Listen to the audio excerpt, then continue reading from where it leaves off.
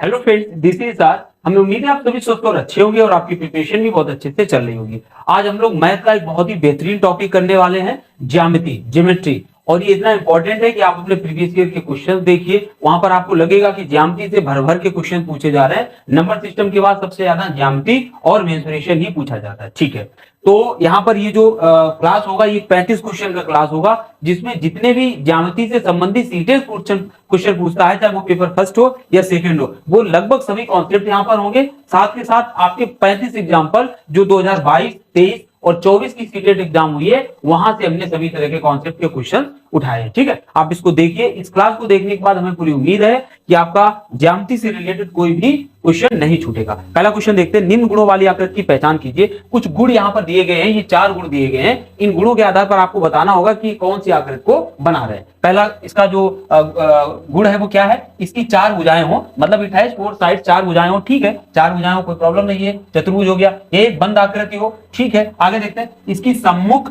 भुजाएं बराबर भी हो और कैसी हो, पैरेलल भी हो, मतलब समांतर भी हो।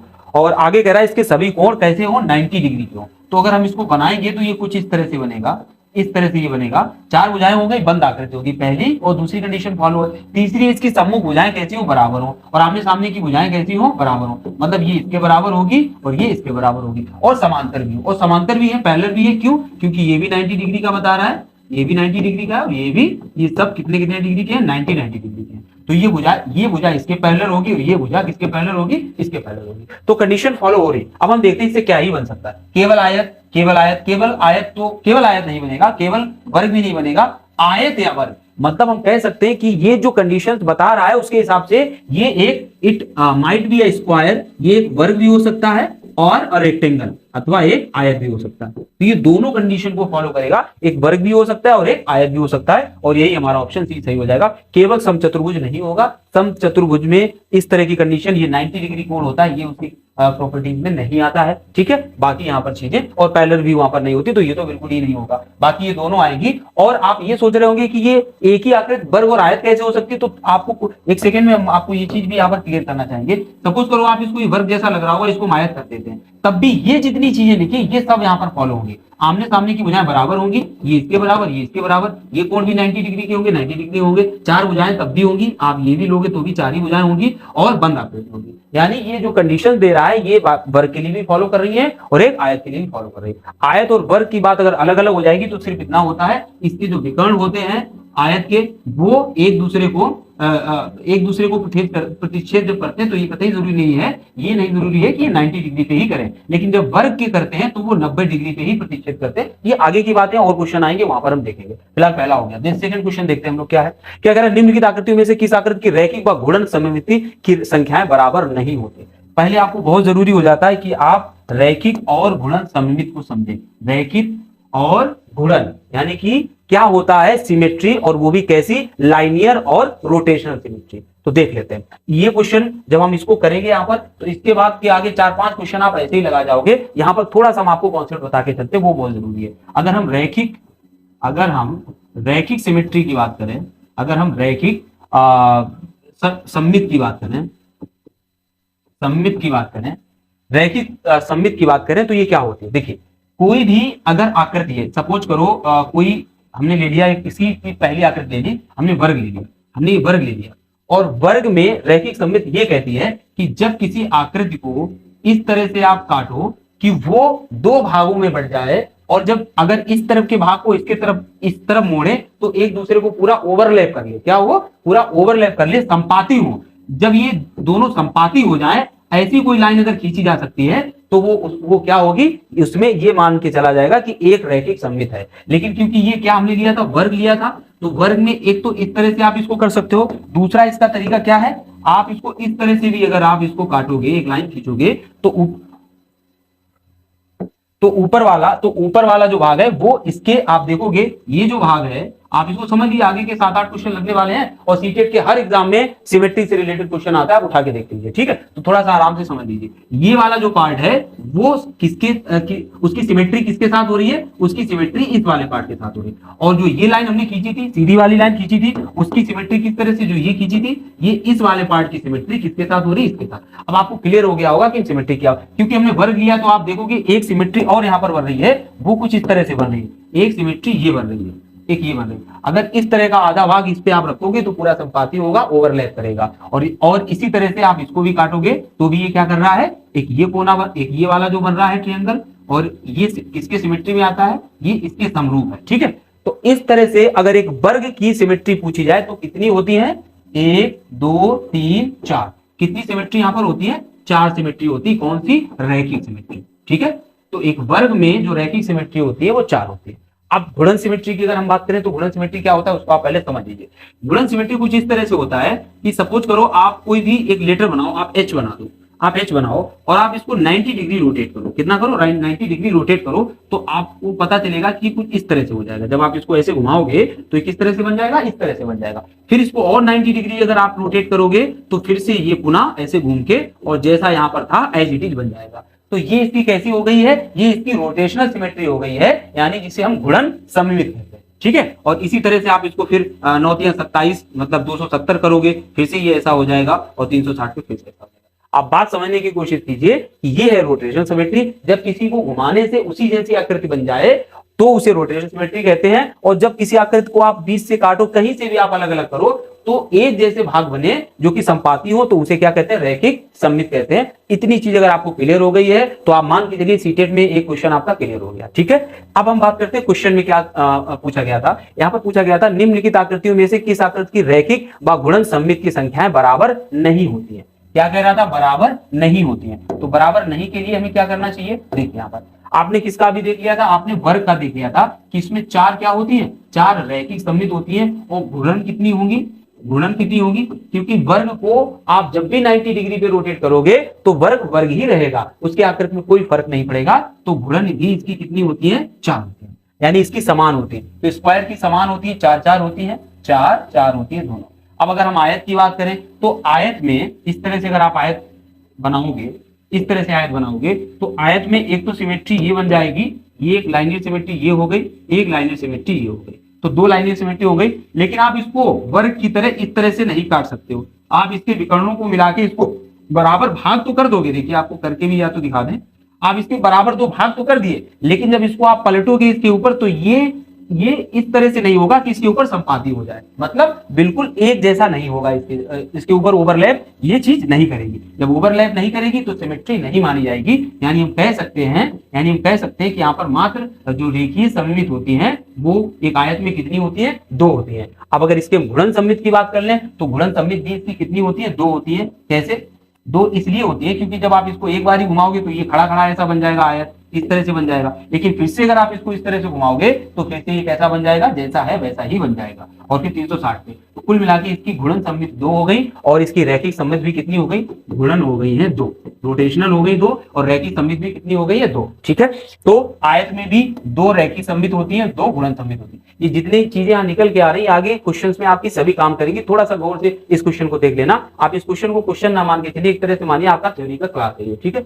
अब आइए समांतर चतुर्भुज की। जब समांतर चतुर्भुज की बात करते हैं पैरेललोग्राम की, तो ये कुछ इस तरह से बनता है, ठीक है। ये कुछ इस तरह से बनता है। इसमें अगर हम सिमेट्री की बात करें तो यहाँ पर लाइनियर सिमेट्री की अगर बात की जाए तो 0 लाइनियर सिमेट्री होती है। क्यों, क्योंकि आप इसको कहीं से भी आप ऐसी लाइन नहीं खींच सकते हो जो इसको 2 ऐसे भागों में बांटे जो समरूप हो। इस तरह से ना तो आप ऐसी लाइन यहाँ पर खींच सकते हो और ना ही इनके विकर्णों को आप मिला सकते हो, तब भी ऐसी कोई आकृति नहीं होगी जिसको आप ऐसे मिला दो और वो बिल्कुल एक जैसी बन जाए, ठीक है। तो ये चीज आपको क्लियर हो गई होगी कि पहले जो ये समांतर चतुर्भुज होता है इसमें जो रैखिक सिमेट्री होती है वो कितनी होती है, 0, ठीक है। अब इसके अगर हम गुणन सिमेट्री की बात कर लें, गुणन सिमेट्री की बात करें पैरेललोग्राम में, तो पैरेललोग्राम में गुणन सिमेट्री आप इस तरह से ये रखा है तो ऐसी है। जब आप इसको 90 डिग्री घुमाओगे तो ये कुछ इस तरह से बनेगा, जैसे ये आयत बन गया था वैसा बन जाएगा। लेकिन फिर से जब 180 पे करोगे तो फिर से ये पैरेललोग्राम बन जाएगा। तो इसमें जो गुणन सिमेट्री होती है वो कितनी होती है, 2 होती है। एक तो जब 90 पे घुमाओगे तब ये रहेगा ऐसा खड़ा हो जाएगा, लेकिन 180 पे फिर से ये बन जाएगा जाके, ठीक है। और फिर ऐसे घुमा के जब ऐसा करोगे तो नहीं बनेगा, 360 पे फिर बन जाएगा जाके।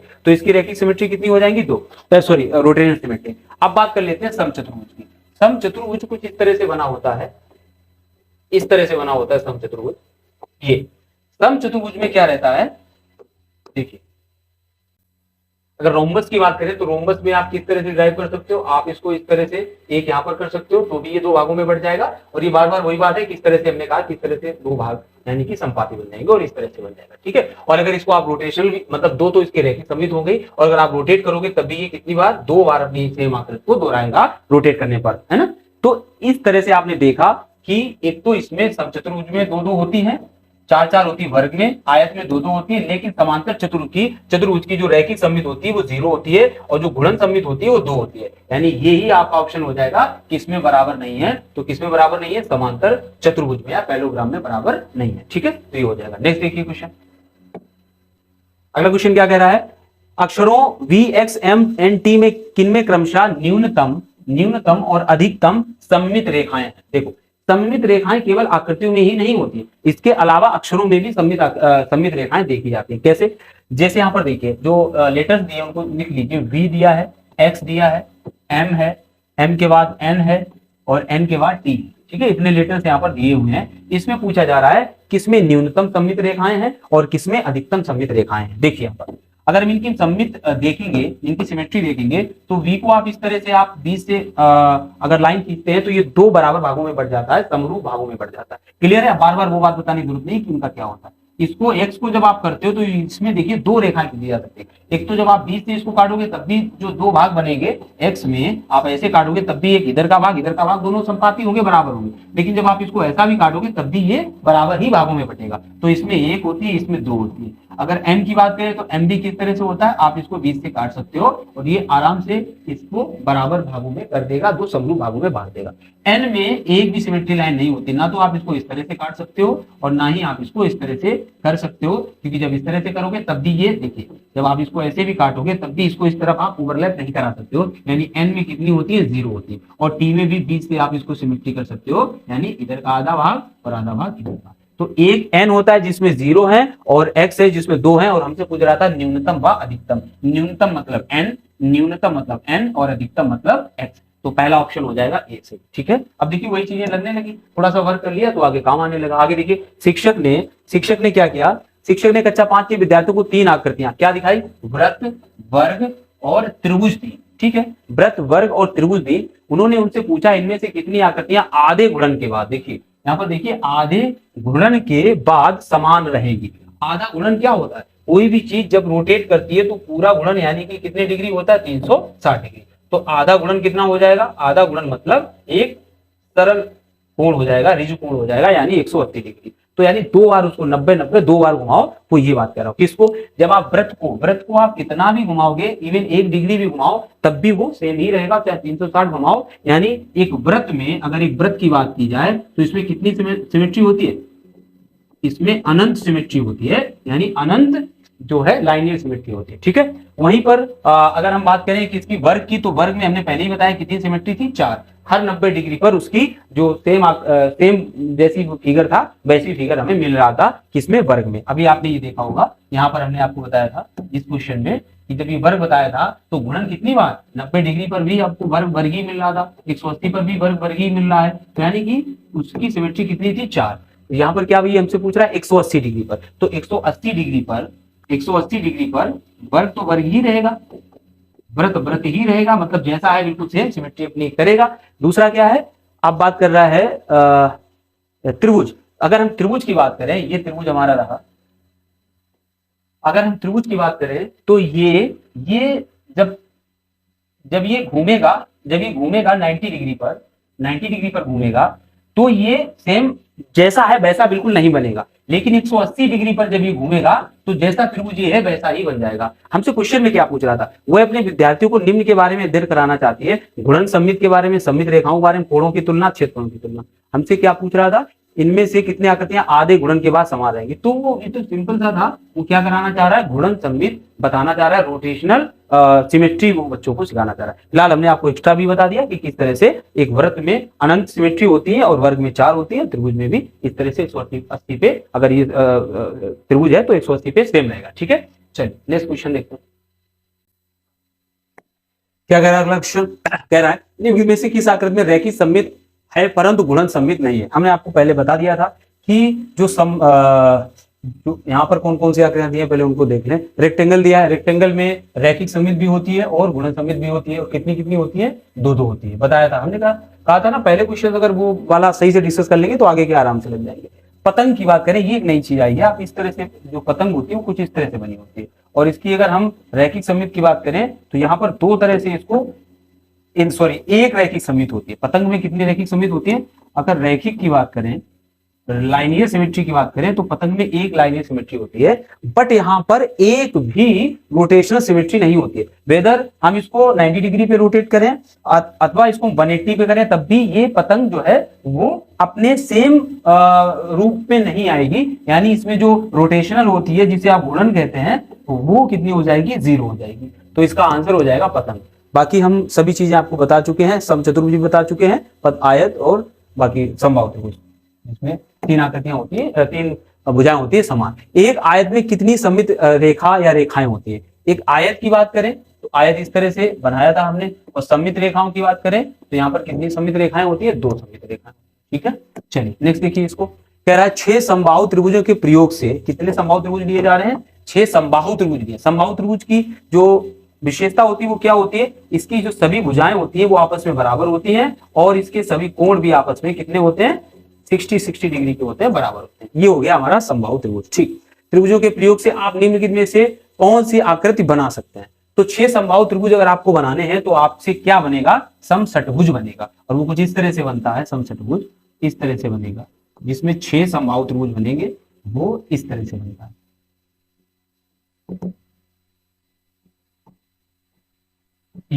1 2 3 4 5 6, और ये 6 के 6 जो त्रिभुज है वो समबाहु त्रिभुज है, जिनको जोड़कर एक समषटभुज बनाया जा रहा है, षटभुज जिसे कहते हैं। ठीक है, हेक्सागोन, रेगुलर हेक्सागोन बन रहा है। ओके, चलिए नेक्स्ट देखते हैं। एक वृत्त में कितनी सममित रेखाएं होती है। एक वृत्त की अगर हम बात करें, ये रहा हमारा वृत्त, और वृत्त की सममित रेखाएं हमने आपको बताया था, चाहे इसको जितने भी यहाँ पर लाइन से ड्रॉ कर लीजिए, आप जितनी भी लाइन से और ड्रॉ कर लो, बस वो केंद्र से होके जानी चाहिए, और जो केंद्र से होके जाएंगी वो सभी वृत्त को समपाती रूप से कैसा करेंगे, विभाजित करेंगे। मतलब एक दूसरे पे ओवरलैप किया जा सकता है, बशर्ते कंडीशन है कि वो केंद्र से होके जाए, यानी इनफाइनाइट हो जाएगा इसका आंसर। ठीक है, नेक्स्ट देखिए क्वेश्चन। अगला क्वेश्चन कह रहा है अक्षर एच में बने सभी कोणों का योगफल क्या होगा। एच अगर बनाना हो आपको, इस तरह से एच आपने बना दिया, और इसमें जो एंगल्स बन रहे हैं उनका जो है एडिशन क्या होगा, जोड़ क्या होगा वो। अच्छा, नीचे ऑप्शन कुछ अलग तरह से दे रहा है, फिर भी हम लोग इसका जोड़ देख लेते हैं। एच में ये कितना रहता है, थोड़ा बड़ा बनाने क्या, एच में एच को बनाइए थोड़ा सा और बड़ा, और इस तरह से एच को हमने बना दिया।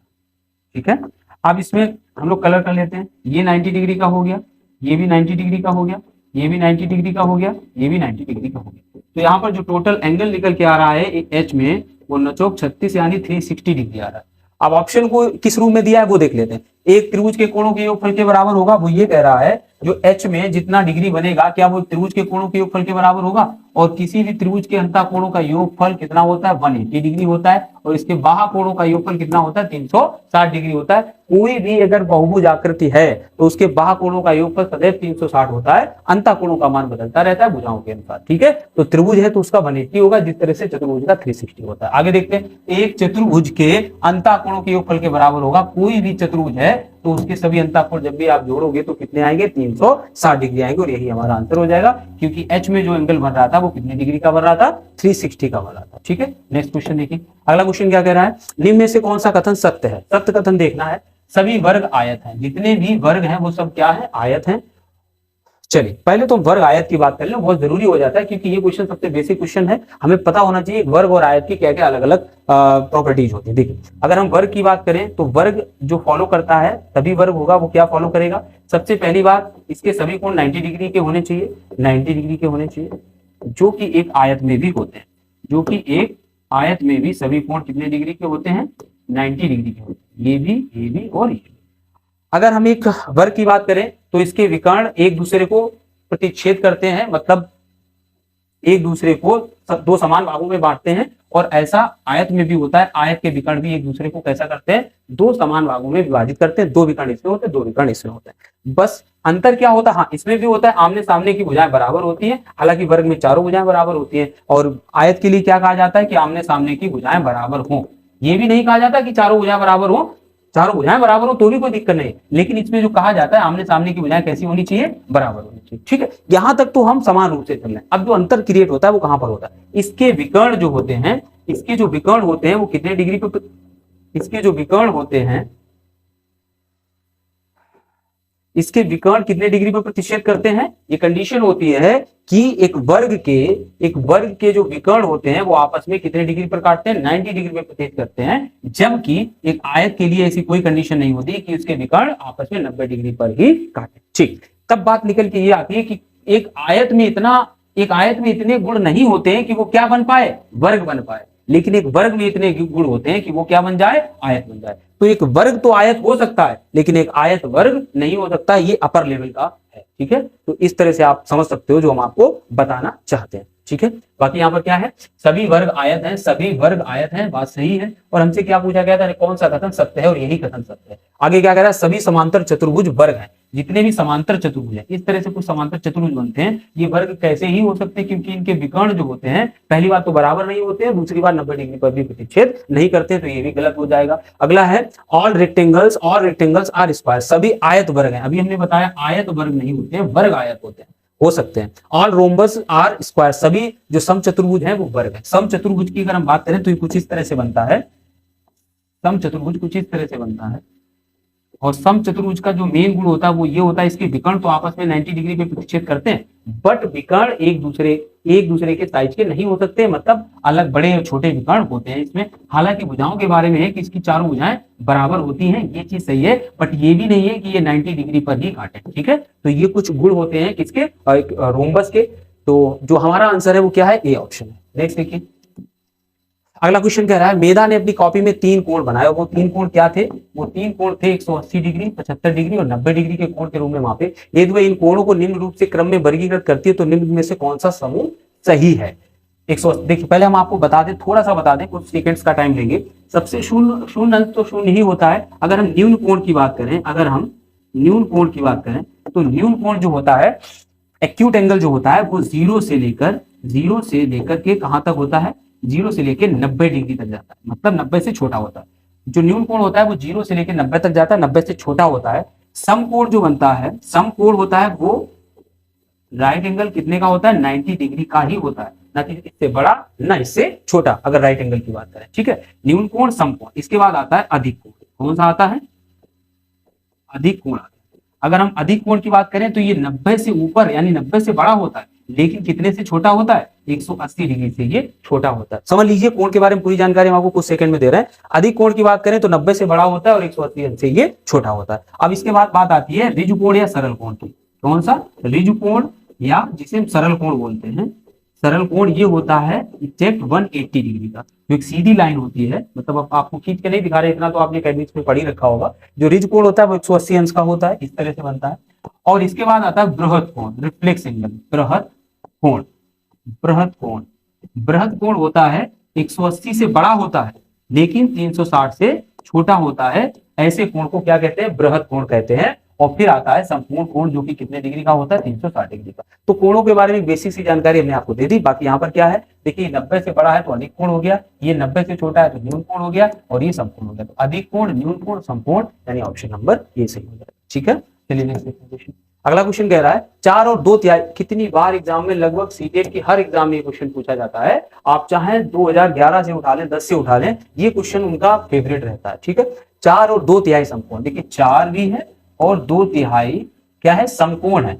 समकोण का मतलब क्या है, 4 समकोण का मतलब कितने का गुणा करते हैं, यहाँ पर 4 समकोण का मतलब 90 का गुणा करते हैं, 2 समकोण का मतलब 2/3 समकोण का मतलब इसमें भी कितने का गुणा करते हैं, 90 डिग्री का गुणा करते हैं। तो ये नचोक 36 360 हो जाएगा, और ये हो जाएगा 3 त्रिका 9 3 दूना 60, यानी ये हो जाएगा 0 6 2 12 420 डिग्री। ठीक है, 420 डिग्री संख्या। अब आगे क्या कह रहा है, 395 से कितनी अधिक है, तो 395 इसमें से घटा लीजिए, 395 जब घटाएंगे तो ये आ जाएगा 25 डिग्री अधिक है। ठीक है, तो बात आपको क्लियर हो गई होगी कोण कैसे निकाले जाते हैं जब ये इस तरह से मान दिया गया हो, यहाँ पर डी ऑप्शन हो जाएगा। ठीक है, चलिए नेक्स्ट देखते हैं। अगला क्वेश्चन क्या कह रहा है, अगला क्वेश्चन कह रहा है कि अंग्रेजी के अक्षरों एच व ई में समकोणों की कुल संख्या कितनी होगी। ठीक है, तो यहाँ पर हमें राइट एंगल्स पता करना, वो भी किसमें, लेटर्स में। ठीक है, अगर हम एच की बात करें तो एच में समकोण कितने होते हैं, एक ऊपर हो जाएगा, एक ऊपर हो जाएगा, एक यहाँ हो जाएगा, एक यहाँ, एक यहाँ, एक यहाँ, यानी कितने हो गए, 4। वहीं पर अगर हम ई की बात करें, ई की बात करें, देखो एक ये हो गया, एक ये हो गया, एक ये हो गया और एक ये, यहाँ पर भी कितने होंगे, 4। तो दोनों को मिला के कितने हो जाएंगे, 8 समकोण हो जाएंगे। बहुत टफ चीज नहीं है, आराम से बस उनकी लाइंस देखनी है। 130 अंश के कोण का संपूरक कोण, देखिए दो तरह के कोण आपके पूछे जाते हैं, एक होता है संपूरक, संपूरक, और एक होता है पूरक या कोटिपूरक, या होता है कोटिपूरक। जिन दो कोणों का योग फल 90 डिग्री होता है उन्हें हम पूरक या कोटिपूरक कोण कहते हैं। जिन दो कोणों का योगफल 180 डिग्री होता है उन्हें हम समपूरक या ऋजुपूरक कोण कहते हैं। ठीक है, तो यहाँ पर सप्लीमेंट्री एंगल पूछा जा रहा है। सप्लीमेंट्री की अगर हम बात करें, पूछा किसका जा रहा है, 130 डिग्री का। तो 130 में हम क्या ही जोड़ें कि वो कितना हो जाए, 180 हो जाए। आप सभी जान गए होंगे, हम 50 डिग्री जोड़ दें तो वो एक संपूरक कोण बन जाएगा। क्लियर हो गए, ये दो कॉन्सेप्ट है, अलग अलग पूछे जाते हैं एग्जाम्स में, इनको देखना। आगे देखते हैं नेक्स्ट क्या कह रहा है, शिक्षक ने कक्षा 2 के बच्चों को निम्नलिखित आकृतियां दर्शाई। क्या क्या आकृतियां दिखाई, माचिस की डिबिया दिखाई है, ईंट दिखाई है और ज्यामिति बॉक्स दिखाया है, ज्योमेट्री बॉक्स। ठीक है, ये सभी वस्तुएं उस आकार का उदाहरण है जो कहलाता है, ये सभी क्या कहलाती है, घनाभ कहलाती है, क्यूबॉइड कहलाती है। ठीक है, घनाभ क्या होता है, जिसमें लंबाई हो, चौड़ाई हो और ऊंचाई हो। ठीक है, लंबाई, चौड़ाई और ऊंचाई हो, वैसी आकृति को क्या कहेंगे, घनाभ कहेंगे। घन वो आकृति होती है जिसकी सभी भुजाएं बराबर होती है, लंबाई, चौड़ाई और ऊंचाई भी बराबर होती है, उसे हम घन कहते हैं। और शंकु कुछ इस तरह से बनता है जाकर, शंकु की बात करें तो इस तरह से बनता है जाकर, जिसका आधार वृत्ताकार होता है और ये ऊपर इस तरह से बनता है। ठीक है, अगर बेलन की बात करें तो बेलन यानी सिलेंडर, और सिलेंडर ही देख लीजिए आप, इस तरह का बनता है, जिसके नीचे भी आधार भी वृत्ताकार हो और इसका ऊपर का सिरा भी कैसा हो, वृत्ताकार हो, और ये बेलन के समान होता है, जिसे हम क्या कहते हैं, सिलेंडर कहते हैं। और ये कोन है जिसमें आप आइसक्रीम वगैरह खाते रहते हो। तो ये चारों आकृतियां हो गई। बाकी घन तो आप जानते होंगे, घनाभ आपका अगर कमरा है जिसकी लंबाई चौड़ाई अलग है तो वो किस आकार का हो जाएगा, घनाभ आकार हो जाएगा। बाकी इसके बारे में डिटेल जो हम लोग स्टडी करेंगे वो मेंसुरेशन का अगला क्लास लाएंगे, उसमें हम आपको बताएंगे। नेक्स्ट देखिए क्वेश्चन, अगला कह रहा है अमन नाम के अक्षरों में कितने न्यून कोण है। अगर अमन आपसे लिखवाया जाए तो अमन में कितने न्यून कोण होंगे, अ म न। यहाँ पर हमें न्यून कोण पता करने हैं, कितने बनेंगे जाके, तो चलिए देख लेते हैं। देखिए एक तो ये न्यून कोण हो गया, एक ये हो गया, एक ये, तो यहाँ पर कितने हो गए, 3। इधर देखिए एक ये न्यून कोण, एक ये और एक ये, यहाँ पर भी कितने हो गए, 3। यहाँ पर देखिए एक ये हो गया, एक ये हो गया, यहाँ पर भी कितने हो गए, 3। और यहाँ पर एक ये न्यून कोण हो गया, एक ये न्यून, यहाँ पर कितने हो गए, 2। तो 3 3 9 2 11। तो अमन नाम लिखने में जो न्यून कोणों की संख्या होगी वो कितनी होगी, 11 होगी। ठीक है, चलिए नेक्स्ट देखते हैं क्वेश्चन। अगला क्वेश्चन क्या कर रहा है, निम्न में से किन आकृतियों के युग में सममित रेखाओं की संख्याएं समान होती हैं। अभी सममित रेखाएं हम लोग पढ़ चुके थे, तो कौन सी आकृति है जिसमें सममित रेखाओं की संख्या कैसी होती है, समान होती है। चलिए देखते हैं, समांतर चतुर्भुज और समचतुर्भुज। समांतर चतुर्भुज में जब हमने निकाला था, समांतर चतुर्भुज में जब हमने आपको बताया था, तो हमने क्या बताया था आपको, ये समांतर चतुर्भुज बनाया था और हमने कहा था समांतर चतुर्भुज में जो रैखिक सममित होती है वो 0 होती है और घूर्णन सममित 2 होती है। ठीक है, फिर से एक बार यहाँ पर देख लीजिए, समांतर चतुर्भुज में रैखिक सममित 0 होती है, क्योंकि कोई भी लाइन आप ऐसी नहीं खींच सकते हो जो इसको ऐसे भागों में डिवाइड कर ले जो आपस में संपाती हो या समरूप हो। ठीक है, तो ये है। बाकी वर्ग में 4 बताई थी, 4 रैखिक भी, 4 गुणन भी। आयत में आपको 2 रैखिक बताई थी, 2 गुणन बताई थी। इसके अलावा ये तो हो गई इसकी, और रोम्बस में कितनी बताई थी, यानी समचतुर्भुज में 2 रैखिक और 2 गुणन। अब हम अपने क्वेश्चन पे लौटते हैं कि वहां पर क्वेश्चन था क्या, क्वेश्चन क्या था ये देखते हैं।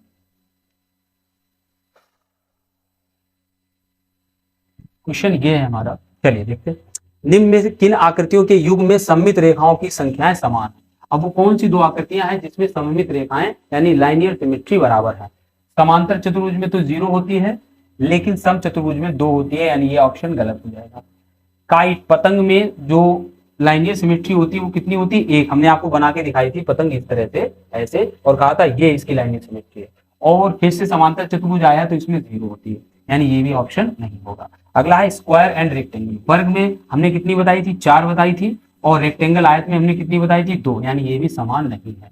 आगे आया आयत और समचतुर्भुज, है ना, रेक्टेंगल एंड रोम्बस। रेक्टेंगल में हमने आपको लाइनियर सिमेट्री 2 बताई थी, कुछ इस तरह से बन रही थी, आपने देखा होगा, एक ये बन रही थी और एक ये बन रही थी। और रोम्बस में भी कितनी बन रही थी, 2 बन रही थी, एक इस तरह से और एक इस तरह से। यानी यही एक आकृतियां दोनों ऐसी हैं जिनकी लाइनियर सिमेट्री कैसी होती है, समान होती है। कह दो कि आपका 1 से 2 नंबर क्लियर हो गया है। अगर सिमेट्री आ जाती है, इतनी अच्छे से सिमेट्री आपने नहीं पढ़ी होगी, आई होप अभी तक तो नहीं पढ़ी होगी, क्योंकि इसको आप देखा ही नहीं होगा। अभी आप सीडीपी में लगे होंगे या और किसी चीज में लगे होंगे। एक समपंचभुज में कितनी सममित रेखाएं होती? देखिए, कोई भी अगर रेगुलर फिगर है, कोई भी रेगुलर बहुभुज है मतलब, ठीक है, तो वहां पर जितनी भुजाएं होती हैं उतनी ही सममित रेखाएं उसमें होती हैं, ठीक है। चाहे समषटभुज हो जाए तो वहां पर भी कितना हो जाएगा, 6 हो जाएंगी। तो जितनी भुजाएं उतनी ही उसमें सममित रेखाएं होती हैं। आगे देखते हैं हम लोग, निम्नलिखित आकृति समूह में किसमें सभी त्रिआयामी 3D आकृतियां क्या होती हैं? 3D आकृतियां वो होती हैं जिसमें 3 आयाम होते हैं, लंबाई, चौड़ाई के साथ साथ ऊंचाई भी होती है। ऐसी आकृतियों को 3D आकृति कहते हैं, जिनको आप पकड़ छू देख सकते हो, ठीक है। तो घन, घनाभ, गोला, बेलन, घन, घनाभ, गोला, बेलन, ये सभी आकृतियां कैसी हैं? 3D आकृतियां हैं, यानी इनमें आयतन होता है। इनमें क्या होता है? इनमें आयतन होता है, इसीलिए ये 3D आकृतियां कहलाती हैं जिसमें 3 आयाम होते हैं, ठीक है। चलिए आगे बढ़े, बाकी मेंसुरेशन में होंगे ये डिटेल में। आगे देखते हैं, अश्विनी अमिनी लिखा है शायद, अमिनी 36 सर्वसम वर्गों को अलग अलग प्रकार के आयतों में व्यवस्थित कर रही है, ठीक है। वह इन वर्गों द्वारा अलग अलग प्रकार के कितने आयत बना सकती है? वो ये पूछ रहा है कि वो अगर अलग अलग कर रही है तो कितने आयत बनेंगे। बात आप समझ नहीं आई होगी, हम आपको बता देते हैं कि 36 सर्वसम वर्ग लिए। वर्ग कैसे? मान लीजिए एक ये लिया है, एक ये लिया है, ऐसे करके उसने कितने लिए हैं? 36। ये वर्ग लिए, मान लीजिए सबकी भुजा एक एक है, इसकी भी एक है, तो ये भी सब एक ही एक होंगे इस तरह से। तो ऐसे 36 लिए। अब वो कह रहे हैं इनको वो किस किस तरह से जोड़े कि आयत बन जाए, मतलब किस किस तरह से इनको रखा जा सकता है ताकि कितने आयत बनाए जा सकते हैं, है ना। तो आप सभी जानते होंगे, जैसे एग्जाम्पल के लिए हम आपसे कहते हैं कि आपके पास ये 4 हैं, क्या है? 4 हैं, तो आप इनको कैसे रखोगे कि एक आयत बन जाए? तो आप चारों को एक साथ लगा दीजिए, मिलता हुआ लगा दीजिए, तो क्या बन जाएगा? एक आयत बन जाएगा, जिसकी लंबाई तो 4 हो जाएगी, लेकिन चौड़ाई कितनी रहेगी? 1। आपको बात समझ में आ गई होगी। इसी तरह से उसके बाद कितनी? 36। तो हम कैसे इसको करेंगे? देखिए 36 के आपको क्या करने होंगे यहाँ पर, देखो 36 किस किस से, तो ऐसे इसके गुणनफल जो इसको जैसे 1 से 36 एकम 36, इसके अलावा 2 से 18 दूनी 36, फिर 3 से 12 तिया 36, फिर 4 से 9 चौक 36, फिर 6 से 6 रंग 36। बस इतने ही प्रकार होते हैं जितनी प्रकार से हम इनकी लंबाई और चौड़ाई को बना सकते हैं। अगर आप चौड़ाई 1 रखेंगे उस आयत की, अगर आप उस आयत की चौड़ाई 1 रखेंगे तो आपको लंबाई 36 मिल जाएगी, जैसे हमने बताया था, सब लाइन से लगा दो। अगर आप 2 नीचे लगाओगे, इसके नीचे और ऐसे लगाओगे, तो आपको लंबाई कितनी करनी पड़ेगी? 18। अब आपको समझ में आ गया होगा इस तरह से ऐसे कितने खंड बनेंगे? 1 2 3 4 5। तो आप 5 तरह से 5 आयत बना सकते हो अगर आपके पास 36 वर्ग है। आपको समझ में आ गई होगी ये चीज, आई होप सो। देखिए नेक्स्ट क्या है, एक सदैव समबहुभुज होता है। समबहुभुज कौन होता है? समबहुभुज की अगर हम बात करें, समबहुभुज देखिए, हाँ देखिए, समबहुभुज वो होता है जिसकी सभी भुजाएं कैसी हो? बराबर हो, और 3 से अधिक आकृतियां तो होती है बहुभुज में, है ना। त्रिभुज और त्रिभुज से ऊपर की आकृतियां सब बहुभुज कहलाती हैं। तो समबहुभुज कब होगा, मतलब सम कब होगा? जब उसकी सभी भुजाएं कैसी हो? बराबर। तो पंचभुज ऐसा होता नहीं है, समद्विबाहु त्रिभुज, यहाँ पर भी 2 ही भुजाएं बराबर होती है, वृत्त में कोई भुजा होती नहीं। वर्ग ऐसा होता है जिसकी चारों भुजाएं बराबर होती है और वो बहुभुज की कैटेगरी में आता है, यानी कि यही हो जाएगा स्क्वायर। नेक्स्ट देखते हैं अगला क्वेश्चन क्या कह रहा है। अगला क्वेश्चन कह रहा है 3 सही, ये सही लिखते हैं, 3 सही 1/3 समकोणों का मान बताइए। तो यही वही तो बात है, इसको आप प्लस कर सकते हैं। सही बटा की क्या होती है? प्लस। तो ये 3 का यहाँ अगर 9 का गुणा करेंगे, 90 का गुणा करेंगे, इसमें भी 90 का गुणा करेंगे, तो कितना? 9 तिया 27 हो जाएगा, प्लस 3 का 9 30 हो जाएगा। तो योग इसका कितना आ जाएगा? 300 डिग्री, यानी ऑप्शन नंबर बी। नेक्स्ट देखिए क्वेश्चन, अगला क्वेश्चन क्या कह रहा है, सही कथन चुनिए। सही कथन क्या है? वृत्त का व्यास उसकी त्रिज्या की लंबाई का आधा होता है। देखिए अगर आप वृत्त की बात करेंगे तो वृत्त में कुछ चीजें होती है जो आपको जान लेनी चाहिए। सबसे बड़ी बात, ये केंद्र होता है, ये जो हमने खींची ये इसकी परिधि है, ठीक है। अगर हम वृत्त के केंद्र से इस तरह से कोई लाइन ड्रॉ करते हैं, देखिए अगर हम इतनी लाइन ड्रॉ करते हैं तो ये इसकी क्या कहलाती है, आर यानी त्रिज्या कहलाती है। और इसी त्रिज्या को अगर आप दूना कर देते हो, इसी त्रिज्या को अगर आप और बढ़ा देते हो तो ये क्या इसका कहलाता है, डायमीटर कहलाता है, जिसे आप क्या कहते हैं, व्यास कहते हैं। ठीक है, अच्छा ठीक। अब आपको बताएं अगर हम वृत्त के किन्हीं दो बिंदुओं को आपस में मिला दें तो ये उसकी क्या कहलाती है, जीवा कहलाती है। ये उसकी क्या कहलाती है, जीवा कहलाती है। ठीक है, कॉर्ड कहलाती है। अब यहां पर एक बात आती है कि किसी भी वृत्त की जो जीवा होती है, किसी भी वृत्त की जीवा होती है तो पहले तो किसी भी वृत्त में अनंत जीवाएं खींची जा सकती है, एक ये बात होगी। दूसरी बात होती है किसी भी वृत्त की सबसे बड़ी जीवा वास्तव में उसका व्यास होता है। किसी भी, फिर से सुन लीजिए, किसी भी वृत्त की सबसे बड़ी जीवा वास्तव में उस वृत्त का व्यास ही होता है, क्योंकि जीवा के लिए ये डिसाइड नहीं है कि ये केंद्र से होकर नहीं जा सकती है, जीवा केंद्र से भी होकर जा सकती है। अगर यहीं पर हम ऐसी कोई लाइन खींचे तो ये इसकी क्या कहलाएगी, टेंजेंट कहलाएगी, जिसे आप स्पर्श रेखा कहते हैं। क्या कहते हैं, स्पर्श रेखा। थोड़ा सा और फैक्ट जान लीजिए, जिसे आप स्पर्श रेखा कहते हैं। स्पर्श रेखा के बारे में और बात जान लीजिए। स्पर्श रेखा अगर आ जाए वृत्त के कितने बिंदुओं को टच करती है तो आपको लग रहा होगा ये ढेर सारे बिंदुओं को टच करती हुई जा रही है, लेकिन स्पर्श रेखा वृत्त के केवल और केवल एक बिंदु को टच करती है। दूसरा, स्पर्श रेखा से अगर आप केंद्र पर मिलाएं तो ये 90 डिग्री पे जाके मिलती है। कितने डिग्री पे, 90। तीसरी बात ये कि ये जो व्यास होता है उसको ये समद्विभाजित करती है। तो ये कुछ प्रॉपर्टीज होती है जो आपको एक वृत्त के बारे में पता होना चाहिए। अब क्या कह रहा है, वृत्त का जो व्यास होता है वो उसकी त्रिज्या की लंबाई का आधा होता है। वृत्त का व्यास त्रिज्या की लंबाई का आधा नहीं होता है, वृत्त का व्यास त्रिज्या का दूना होता है। ठीक है, तो ये पॉइंट गलत हो जाएगा। नेक्स्ट देखिए क्या कह रहा है, प्रत्येक जीवा वृत्त का व्यास होती है। प्रत्येक जीवा वृत्त का व्यास नहीं होती है। आप जीवा यहां पर भी खींच सकते हैं, जीवा यहां पर भी खींच सकते हैं, तो कतई जरूरी नहीं है कि जीवा ही व्यास है। व्यास जीवा है, जीवा व्यास नहीं है, ऐसा जरूरी नहीं है। व्रत में अनेक त्रिज्याएं खींची जा सकती है। हाँ, ये चीज बिल्कुल सही है। आप किसी भी व्रत में जितनी मन चाहो उतनी त्रिज्याएं खींच सकते हो। आप यहाँ यहाँ यहाँ यहाँ केंद्र से जितनी भी चाहो उतनी त्रिज्याएं खींच सकते हो, ये चीज सही है। व्रत की परिधि उसके व्यास का 3 गुना होती है। बिल्कुल फालतू की बातें हैं, तो ऑप्शन नंबर आपका सी हो जाएगा। नेक्स्ट देखिए क्वेश्चन।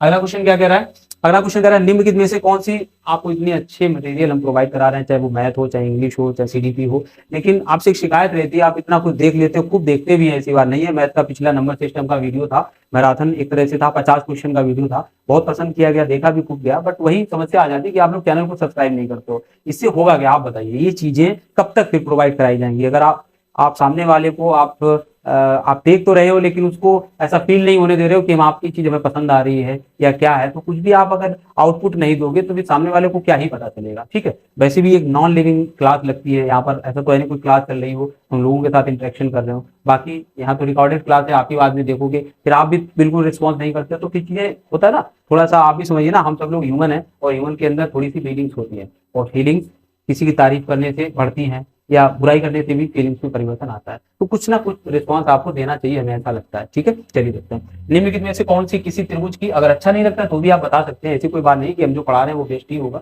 उसमें भी अगर आपको लगता है कुछ संशोधन है या कुछ और चाहिए तो वो भी बता सकते हैं, बट है ना, बिल्कुल आप इसको नॉन लिविंग क्लास ही बनाए रखे तो ये कोई अच्छी बात नहीं होती। निम्न में से कौन सी किसी त्रिभुज की भुजाएं नहीं हो सकती? देखिए, त्रिभुज की भुजाओं के बारे में हम आपको दो चीजें बताएंगे। नंबर एक ये होती है कि किन्हीं भी दो भुजाओं का योग, बहुत अच्छी बात है ये, किन्हीं भी दो भुजाओं का योग, किन्हीं भी दो भुजाओं का योग सदैव तीसरी भुजा से बड़ा होता है। भुजा से कैसा होता है, बड़ा होता है। अब यहाँ पर दो भुजाएं और तीसरी भुजा रखने का मतलब ये है, आप कोई भी दो भुजाएं जोड़ लीजिए, चाहे छोटी छोटी वाली जोड़ लीजिए चाहे कोई जोड़िए, किन्हीं भी दो भुजाओं को जब आप जोड़ोगे तो उनका योग तीसरी से बड़ा ही आएगा, छोटा नहीं आ सकता है। अगर छोटा आता है तो वो त्रिभुज की क्वालिटी को या जो भी उसके गुण होते हैं उसको फॉलो नहीं कर रहा है, आप समझ जाइए। ठीक है, अगला हम आपके लिए यहाँ पर लिख रहे हैं, नेक्स्ट है कि किन्हीं भी दो भुजाओं का अंतर, हम सीधा अंतर ही लिखते रहे, अंतर क्या होना चाहिए, अंतर तीसरी भुजा से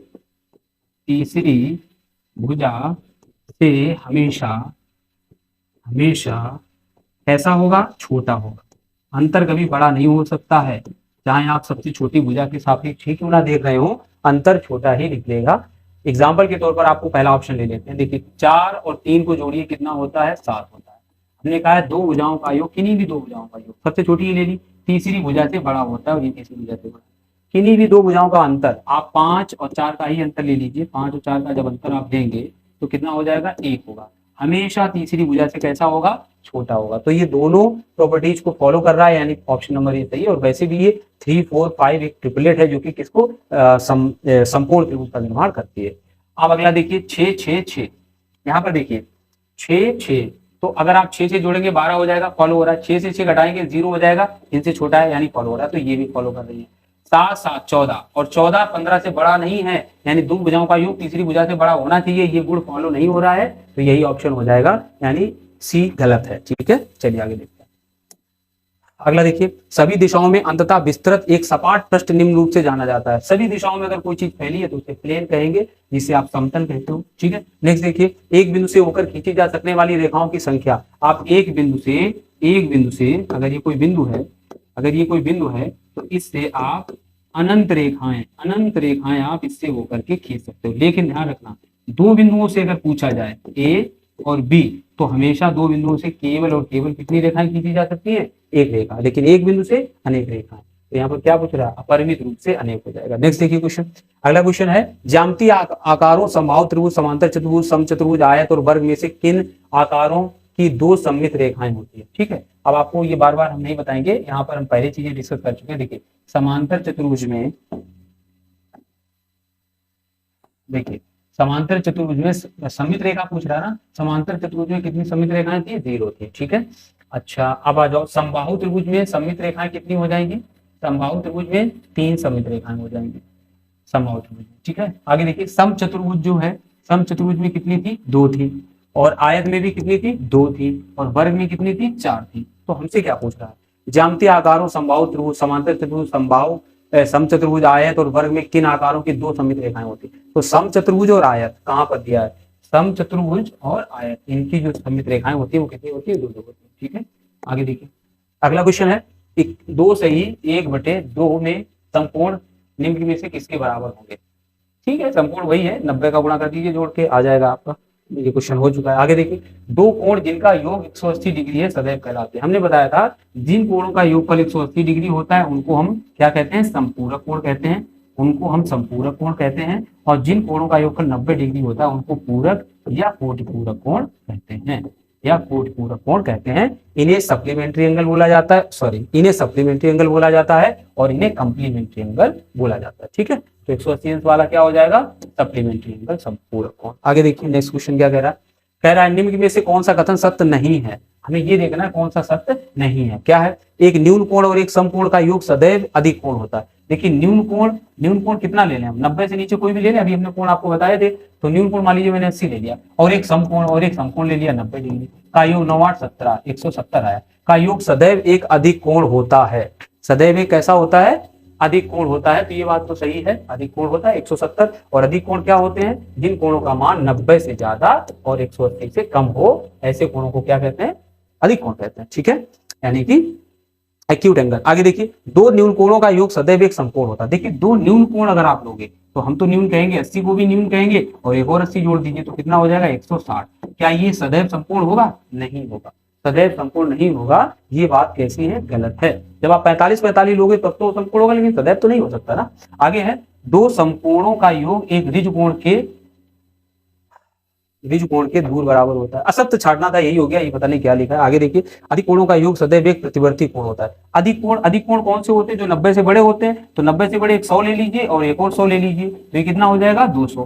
तो ये 200 जो एंगल है ये रिफ्लेक्स एंगल बन जाएगा, प्रतिवर्ती कोण। क्योंकि 180 डिग्री से बड़ा जो होता है, 180 डिग्री से बड़े कोण को क्या कहते हैं, रिफ्लेक्स एंगल कहते हैं, यानी प्रतिवर्ती कोण कहते हैं। ठीक है, चलिए, तो यहाँ पर ये ऑप्शन आपका क्लियर हो गया। नेक्स्ट देखिए, क्वेश्चन क्या कह रहा है, अंग्रेजी वर्णमाला के कितने बड़े अक्षरों में गुणन सम्मिलित होती है। वो हमसे पूछ रहे हैं कितने अंग्रेजी वर्णमाला के हम लेटर्स को रोटेट करें, ताकि रोटेट करने पर क्या हो कि उनकी आकृति है वो मतलब उसमें आकृति वही मिल जाए, कितने भी एंगल पे जाके मिल जाए। तो ऐसे कितने लेटर्स होते हैं वो हमसे पूछ रहा है। ठीक है, तो ऐसे 7 लेटर्स होते हैं।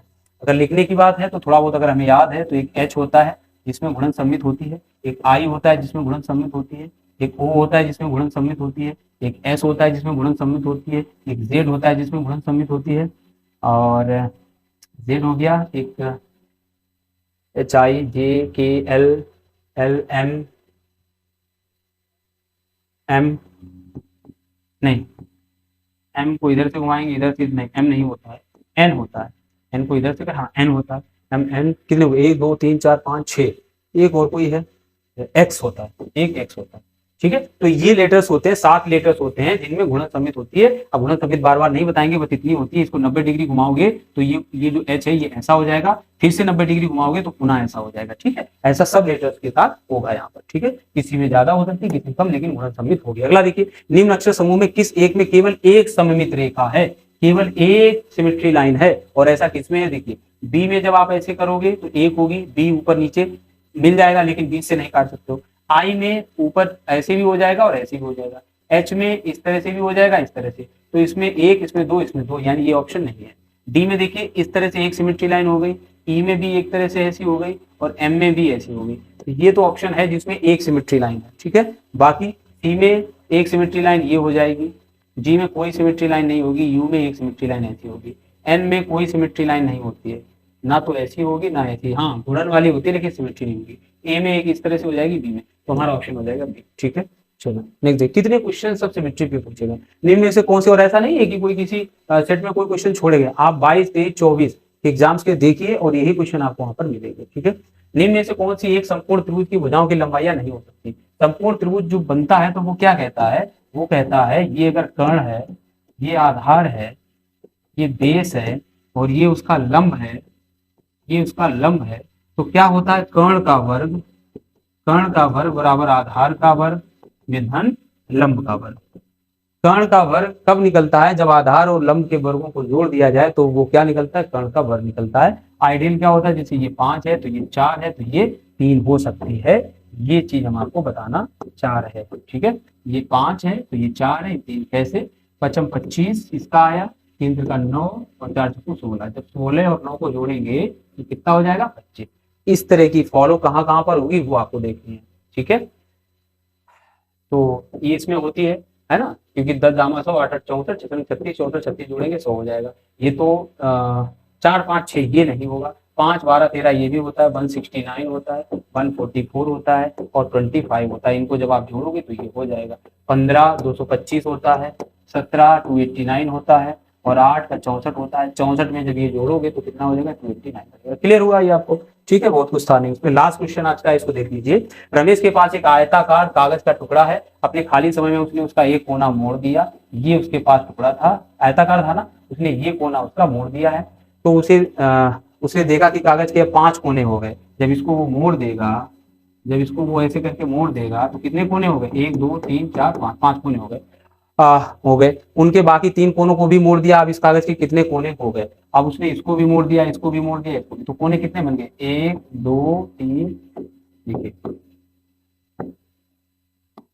1 2 3, ऐसा ऐसा कर दिया ना सबको, इस तरह से, ऐसा ऐसा, ये 4 5 6, 1 2 3 4 5 6, गड़बड़ लग रहा है क्या, दोबारा से देखिए, 1 2, अच्छा हमने इसको मिला दिया, ये तो कुछ इस तरह से बनेगा, ठीक है। 1 2 3 4 5 6, ये यहाँ पर जाएगा और ये पहले से मुड़ा था 7 8 है ना, कुछ इस तरह से गड़बड़ होगा। ये कौन है, ये कितने हो गए जाके 8 कौन, ठीक है।